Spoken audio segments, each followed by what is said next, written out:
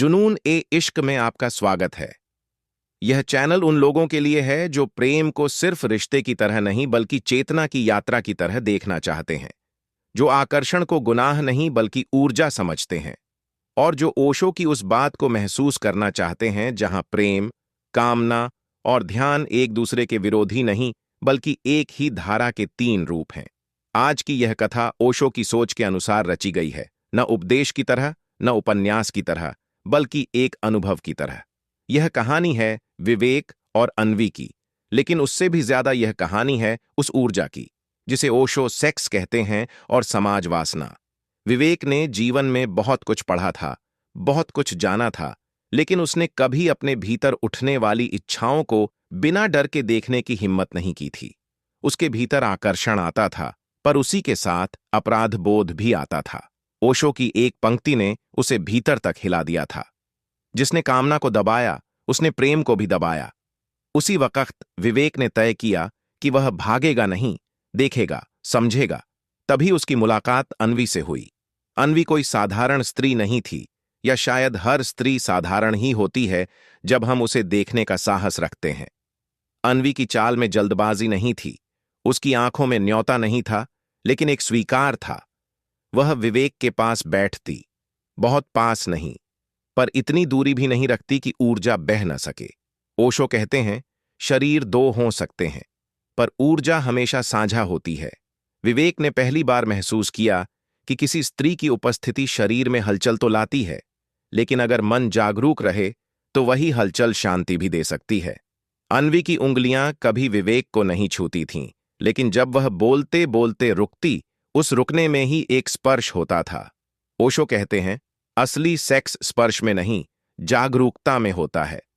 दोनों के बीच बातें कम और मौन ज्यादा होने लगा। उस मौन में सांसें गहरी हो जातीं, दिल की धड़कनें साफ सुनाई देने लगतीं। विवेक ने अपने भीतर उठती गर्माहट को दबाया नहीं, न ही उस पर टूट पड़ा। उसने बस देखा। यही ओशो का मार्ग है, साक्षी भाव। एक शाम अन्वी ने कहा, तुम मुझे ऐसे देखते हो जैसे देखना ही काफी हो। विवेक मुस्कुराया, क्योंकि वह समझ चुका था कि देखने में ही मिलन हो सकता है। ओशो कहते हैं, जब आंखें ध्यान बन जाती हैं, तब शरीर स्वयं प्रार्थना हो जाता है।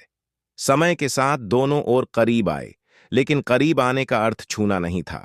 वे पास बैठते, कंधे से कंधा छू जाता, फिर दोनों उसी स्पर्श में ठहर जाते। उस ठहराव में जो उत्तेजना थी, वह किसी जल्दबाजी से कहीं ज्यादा गहरी थी। ओशो कहते हैं, जो व्यक्ति तुरंत पूरा करना चाहता है, वह दरअसल डरता है, और जो ठहर सकता है, वही प्रेम को जानता है। एक रात बारिश हो रही थी, कमरा आधे अंधेरे में था।